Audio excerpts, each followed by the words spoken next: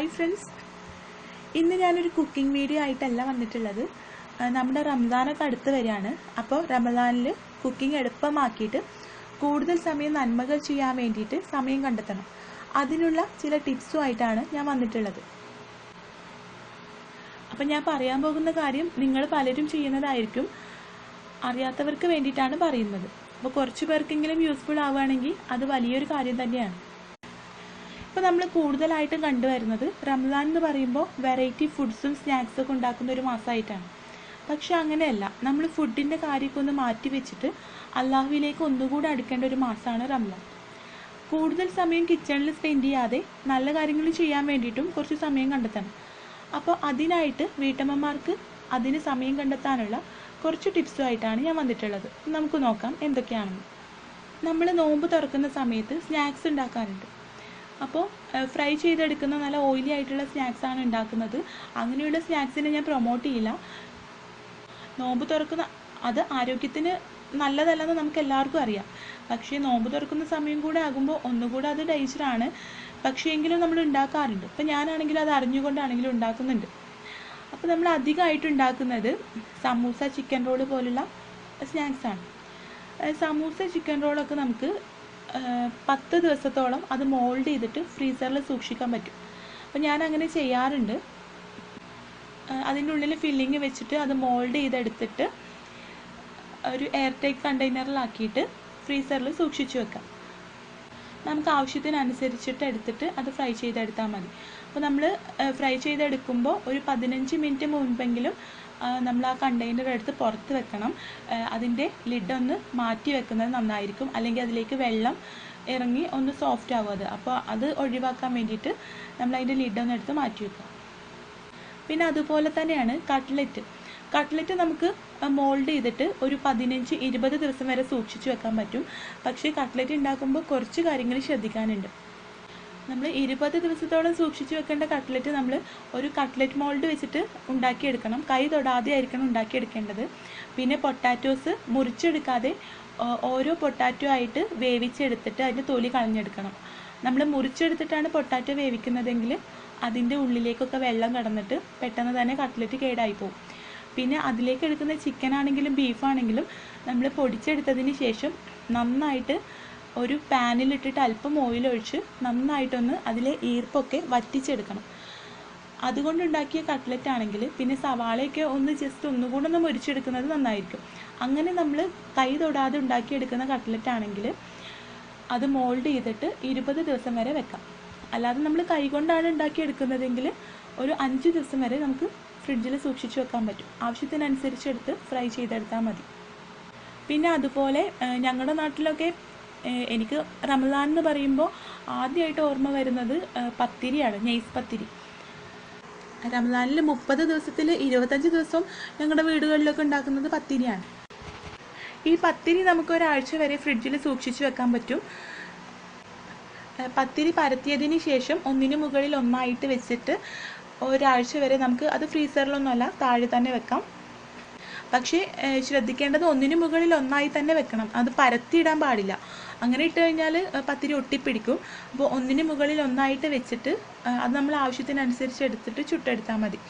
അങ്ങനെ നമുക്ക് ഒരാഴ്ച വരെ പത്തിരി സൂക്ഷിച്ച് വെക്കാൻ പറ്റും. പത്തിരിയുടെ കൂടെ ഞങ്ങൾ സെർവ് ചെയ്യുന്നത് വറുത്തരച്ച കറികളാണ്. വറുത്തരച്ച ചിക്കൻ കറി, ബീഫ് കറിയൊക്കെയാണ്. അപ്പോൾ അതിനുള്ള തേങ്ങ നമുക്ക് വറുത്ത് സൂക്ഷിച്ച് വെക്കാൻ പറ്റും. വറുത്ത് നന്നായിട്ട് പെരുംജീരകം, ചെറിയുള്ളി, നമ്മൾ വറുക്കാൻ ആവശ്യമായിട്ട് നമ്മൾ കറിവേപ്പില എന്താണോ ആ തേങ്ങയിലേക്ക് ചേർക്കേണ്ടത് അത് ചേർത്ത് നന്നായിട്ട് വറുത്തെടുക്കാം. അതിനുശേഷം അതൊരു ബോട്ടിലാക്കിയിട്ട് നമുക്ക് 1 മാസം വരെ വേണമെങ്കിലും, നോമ്പ് കഴിയുന്നത് വരെ വേണമെങ്കിലും സൂക്ഷിച്ച് വെക്കാൻ പറ്റും. പിന്നെ നമ്മൾ സ്നാക്സ് ആയിട്ട് ഉണ്ടാക്കുന്നത് ഉന്നക്കായ ഉണ്ടാക്കാറുണ്ട്. അപ്പോൾ ഉന്നക്കായ ഇതുപോലെ മോൾഡ് ചെയ്ത് വെക്കാൻ പറ്റും. പിന്നെ ഇതുപോലെ തന്നെ നമുക്ക് ബീഫ് വേവിച്ച് വെക്കാൻ പറ്റും. ബീഫ് ചെറിയ പീസാക്കിയിട്ട് നന്നായി കഴുകി വൃത്തിയാക്കി അല്പം മഞ്ഞൾപ്പൊടിയും ഉപ്പും ഇട്ടിട്ട് പകുതി വേവാക്കി സൂക്ഷിച്ച് വെക്കാം. പിന്നെ ആവശ്യത്തിനനുസരിച്ച് നമുക്ക് കുറേശ്ശെ ആയിട്ട് എടുത്തിട്ട് കറി വെക്കുക, ഫ്രൈ ആക്കി എന്ത് വേണമെങ്കിലും ചെയ്യാം. ഇങ്ങനെ നമുക്കൊരു 20 ദിവസത്തോളം ബീഫ് സൂക്ഷിച്ച് വെക്കാൻ പറ്റും. അപ്പോൾ കുറേ സമയം നമ്മളത് കഴുകി വൃത്തിയാക്കേണ്ടതിൻ്റെയും കഷ്ണാക്കുന്നതിൻ്റെയൊക്കെ സമയം നമുക്ക് ലാഭിച്ചെടുക്കാം. പിന്നെ വെളുത്തുള്ളി, ചുവന്നുള്ളിയൊക്കെ നമുക്ക് തൊലി കളഞ്ഞ് സൂക്ഷിച്ച് വെക്കാൻ പറ്റും. അത് ശ്രദ്ധിക്കേണ്ട ഒരു കാര്യം, വെളുത്തുള്ളി ചുവന്നുള്ളിയൊക്കെ തൊലി കളഞ്ഞ് അതുപോലെ തന്നെ സൂക്ഷിച്ചു വെക്കുക. കഴുകി വൃത്തിയാക്കിയിട്ട് സൂക്ഷിച്ചു വെക്കാൻ പറ്റില്ല. പിന്നെ അത് ഫ്രീസറിൽ വെക്കേണ്ട ആവശ്യമില്ല. നമുക്ക് ആവശ്യാനുസരണം എടുത്തിട്ട് നന്നായിട്ട് കഴുകി വൃത്തിയാക്കിയിട്ട് ഉപയോഗിക്കാം. അപ്പോൾ തരിക്കഞ്ഞിയൊക്കെ ഉണ്ടാക്കുമ്പോൾ നമുക്ക് ചുവന്നുള്ളി ആവശ്യമാണ്. അപ്പോൾ അതങ്ങനെ എല്ലാ ദിവസവും എടുത്തിട്ട് തൊലി കളഞ്ഞെടുക്കുമ്പോൾ കുറേ സമയം നമുക്ക് വേസ്റ്റായി പോകും. പിന്നെ നമ്മൾ എപ്പോഴും ചെയ്യുന്ന പോലെ ഇഞ്ചി വെളുത്തുള്ളിയൊക്കെ പേസ്റ്റ് ആക്കിയിട്ട് സൂക്ഷിച്ചു വെക്കാം. അപ്പോൾ ഇങ്ങനെയുള്ള കുറച്ച് കാര്യങ്ങളൊക്കെ നമ്മൾ ആദ്യം തന്നെ ചെയ്ത് വെക്കുകയാണെങ്കിൽ നമുക്ക് ഒരുപാട് സമയം കിച്ചണിൽ സ്പെൻഡ് ചെയ്യാതെ നമുക്ക് മറ്റുള്ള കാര്യങ്ങളിലേക്കൊക്കെ ശ്രദ്ധ കൊടുക്കാം. പിന്നെ ഇഫ്താർ പാർട്ടീസൊക്കെ ഉണ്ടാകുമ്പോൾ നമുക്ക് ഒരു ദിവസം തന്നെ എല്ലാ സ്നാക്സും എല്ലാ കാര്യങ്ങളും ചെയ്യണമെന്നില്ല. ഇതുപോലെ ഉണ്ടാക്കി സൂക്ഷിക്കാൻ പറ്റുന്നതൊക്കെ അങ്ങനെ സൂക്ഷിച്ച് വെക്കാൻ പറ്റും. പിന്നെ നിങ്ങൾ ശ്രദ്ധിക്കേണ്ടത്, നോമ്പ് തുറക്കുന്നതിൻ്റെ ഒരു 15 മിനിറ്റ് മുൻപെങ്കിലും ഒന്ന് ഫ്രീ ആയിട്ട് ടേബിളിൽ എല്ലാ ഫുഡും നിരത്തി വെച്ചിട്ട് അതിൻ്റെ മുൻപിലിരുന്നിട്ട് അള്ളാഹുവിനോട് എന്താവശ്യം ഉണ്ടെങ്കിലും അത് പ്രാർത്ഥിക്കുക. നമ്മൾ ആ സമയത്ത് നമ്മൾ എന്ത് പ്രാർത്ഥിച്ചാലും അള്ളാഹു തരും. കാരണം നമ്മൾ എപ്പോഴാണെങ്കിലും നമ്മൾ ഫുഡ് കഴിക്കുമ്പോൾ ചാടി കയറി ഇരുന്ന് ഫുഡ് കഴിച്ച് പോകുന്ന ശീലം ഒഴിവാക്കണം. അപ്പോൾ നോമ്പിനാവുമ്പോൾ ഒരു 15 മിനിറ്റ് മുൻപ് ഇരുന്ന് നമ്മൾ നന്നായിട്ടൊന്ന് പ്രാർത്ഥിച്ചാൽ ആ സമയത്ത് നമ്മൾ ഒന്നുകൂടെ ഇഷ്ടപ്പെടുന്ന സമയമാണ് അള്ളാഹുവിന്. അപ്പോൾ ആ സമയം നമ്മൾ ഒന്നുകൂടെ മാക്സിമം യൂട്ടിലൈസ് ചെയ്യുക. ആ സമയമൊന്നും നമ്മൾ കിച്ചണിൽ കിടന്ന് ഇങ്ങനെ പൊരിഞ്ഞ് ജോലി ചെയ്തിട്ടൊന്നും അതിൽ നിന്നൊന്നും നമുക്കൊന്നും കിട്ടാനില്ല. ആ സമയം നമുക്ക് കുറച്ച് നല്ല ടേസ്റ്റുള്ള ഫുഡ് കഴിക്കാമെന്നല്ലാതെ മറ്റൊന്നും അതിൽ നിന്ന് കിട്ടാനില്ല. പിന്നെ മറ്റൊരു കാര്യം പറയാനുള്ളത്, പ്രധാനപ്പെട്ട ഒരു കാര്യം, നമ്മൾ നോമ്പ് എടുത്തുകൊണ്ടിരിക്കുമ്പോൾ നമുക്ക് തോന്നും നമ്മൾ ഒരുപാട് ഫുഡ് കഴിക്കും, നോമ്പ് തുറക്കുമ്പോൾ എനിക്ക് അത് വേണം ഇത് വേണം എന്നൊക്കെ തോന്നാറുണ്ട്. പക്ഷേ നോമ്പ് തുറന്നു കഴിഞ്ഞാൽ ഒന്നും കഴിക്കാൻ പറ്റാത്തൊരവസ്ഥയായിരിക്കും. എന്തെങ്കിലും ഒന്ന് കഴിച്ചു കഴിഞ്ഞാൽ തന്നെ നമുക്ക് പെട്ടെന്ന് വയറ് നിറയും. അപ്പോൾ അങ്ങനെ ചിന്തിച്ച് നമ്മൾ ഒരുപാട് ഫുഡ് ഉണ്ടാക്കിയിട്ട് പിന്നെ അത് പിറ്റേ ദിവസം നമുക്ക് നോമ്പായിരിക്കും, കഴിക്കാൻ പറ്റില്ല. അപ്പോൾ അങ്ങനെ കുറേ വേസ്റ്റായി കളയുന്നൊരു ഇത് എല്ലാവരുടെ വീട്ടിലുണ്ട്, എൻ്റെ വീട്ടിലും ഉണ്ടാകാറുണ്ട്. അപ്പോൾ അതൊക്കെ മാക്സിമം ഞാൻ ഇപ്പോൾ ഒരുപാട് കുറച്ചിട്ടുണ്ട്. അപ്പോൾ നിങ്ങളും അങ്ങനെയൊക്കെ ഒന്ന് ശ്രദ്ധിക്കണം. കാരണം ഫുഡ് കിട്ടാത്ത എത്രയോ പേരുണ്ട്. അപ്പോൾ അവരെയൊക്കെ ഒന്ന് കുറിച്ച് ചിന്തിക്കുക. അപ്പോൾ നമുക്ക് താനെ അതൊക്കെ മാറിക്കിട്ടുകയുള്ളൂ. നോമ്പ് തുറക്കുമ്പോൾ നമുക്ക് ഒരു ദിവസം, ഫസ്റ്റത്തെ ദിവസം നമുക്ക് എന്താണ് കഴിക്കാൻ കഴിയുന്നത് എന്നുള്ളത് 30 ദിവസം നമ്മൾ ചിന്തിക്കണം. ആദ്യത്തെ ദിവസം നോമ്പ് തുറന്നപ്പോൾ ഞാൻ എത്ര ഫുഡാണ് കഴിച്ചത്, അത്ര എമൗണ്ടേ നമുക്ക് പിറ്റേ ദിവസവും കഴിയുള്ളൂ.